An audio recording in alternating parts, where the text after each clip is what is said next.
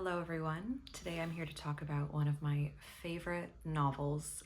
It's by Vladimir Nabokov and it's called Glory. And if you haven't seen my previous video where I give some context on Nabokov's life and works, you might find that useful. Otherwise, I'm just going to tell you why I love this novel and give you some tips for your reading along the way. Now, Glory was written originally in Russian and it was published in Paris in 1932. Now, the Russian title is Podvig, and this denotes a glorious act, an exploit, a difficult or arduous journey. I've heard it defined as a heroic act with emphasis on the act itself rather than the result. So that's worth keeping in mind. Now, I thought I'd start off strong with an excerpt just so we can kind of set the tone a bit and you can get an idea of what Nabokov's writing sounds like if you're new to him. So here's a spoiler-free excerpt, and it's about when Martin is on vacation in, I forget where, somewhere in mainland Europe. The crickets kept crepitating. From time to time, there came a sweet whiff of burning juniper. And above the black alpestine steppe, above the silken sea, the enormous, all-engulfing sky, dove gray with stars, made one's head spin, and suddenly Martin again experienced a feeling he had known on more than one occasion as a child, an unbearable intensification of all his senses, a magical and demanding impulse, the presence of something for which alone it was worth living. Now, Martin, the protagonist, he's a young man, late teens, early 20s, and he's got quite the artistic imagination, if you couldn't tell. Now, if you remember from my previous video what Nabokov defines as a good reader, that is somebody who possesses an imagination, a good memory, they have a dictionary on them, and they possess some artistic sense. And Martin really is a good reader. He reads books from a young age and they inform his worldview. Martin is somebody who possesses artistic sensibilities, but without the talent to actually productively channel that energy. So he's not a writer, he's a reader. And that is essential to who he is as a person. He's somebody who thinks but doesn't act. And when they do act, it ends up informed and inspired more by his imagination and his kind of tastes and sensibilities than, how would I put it, than they are grounded in reality, if that makes sense. And we see this especially in his courtship with a young girl named Sonia, but more on that a little bit later. So the novel is about Martin Edelweiss, and he's a young Russian. He's got a German last name. He's like part German or Swiss. And he comes of age during the Bolshevik Revolution.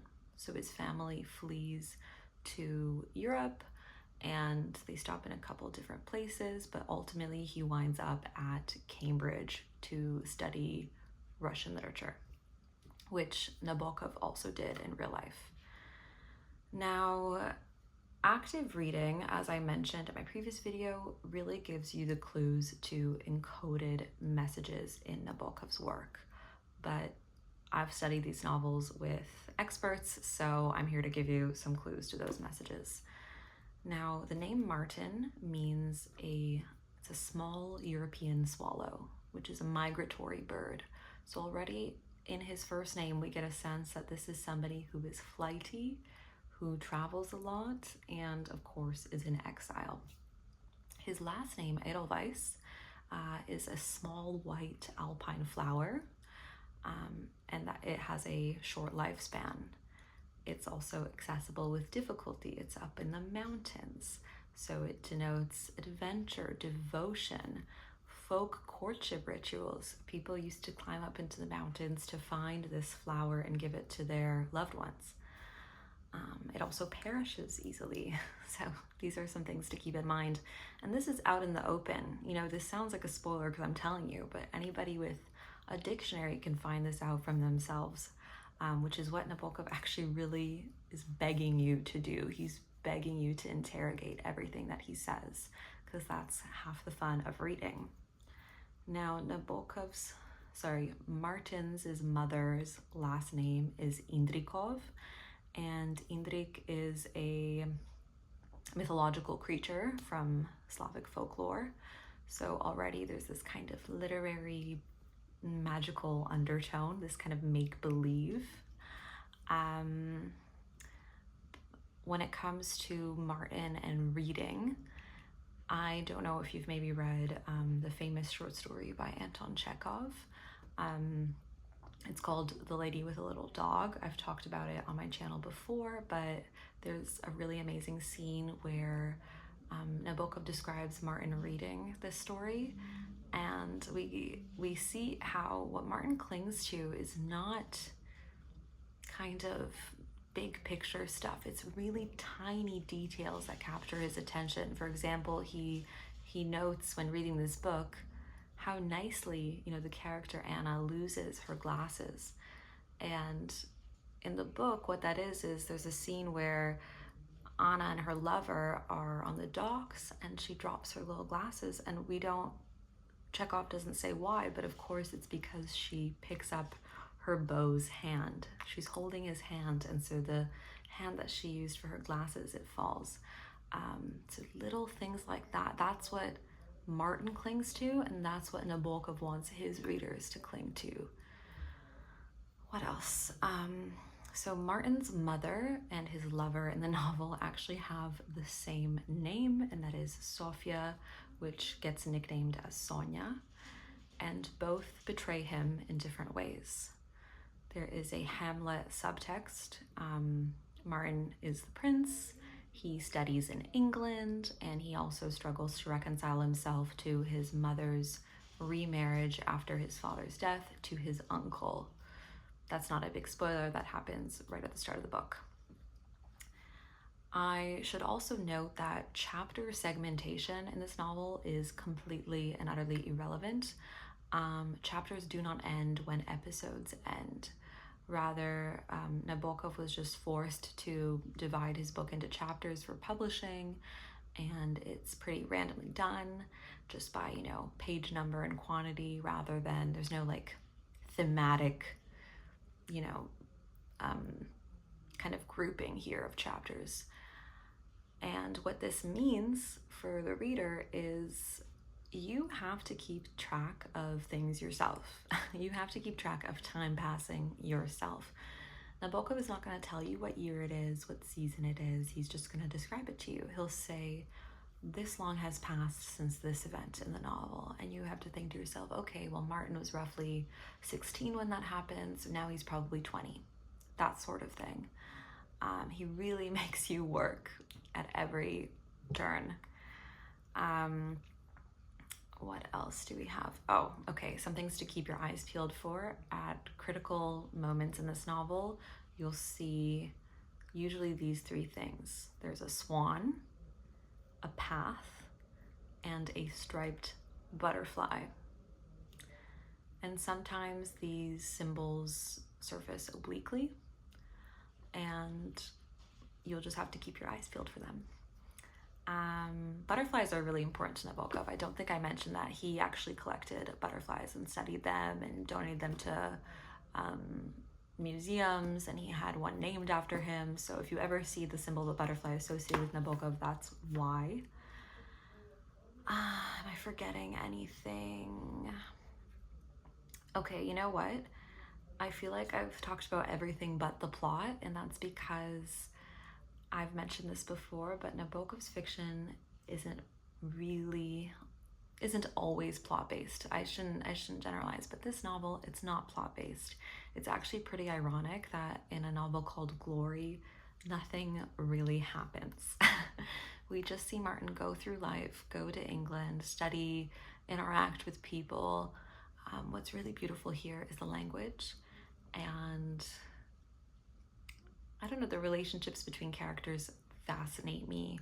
I wrote a paper on queer theory applying queer theory to this novel, and I guess I won't spoil which characters I talked about, but there's always so much to unpack with Nabokov, and before I keep rambling, I'm going to advise people to pause the video here if you don't want spoilers. Otherwise, this novel has a really brilliant ending and it's worth unpacking, and so I'm going to do that now. So if you've made it this far, bye-bye, thank you for watching. If you don't care about spoilers or you've read this book before, I'm just gonna say a few words about the ending.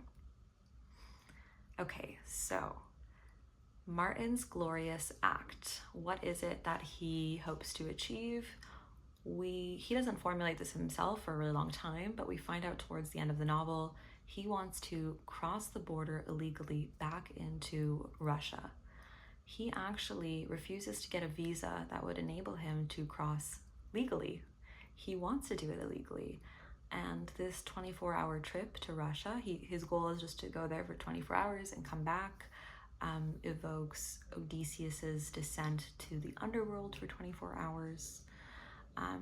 If you were lucky enough to possess a classical education in Russia, which I obviously did not receive, you will have read Plato's Phaedon, and this is also a key subtext here. So in Plato's Phaedon, a singing bird signifies a happy death, and we have a singing bird at the end of this book, and it is heavily implied, though not clearly stated, that Martin dies on this mission.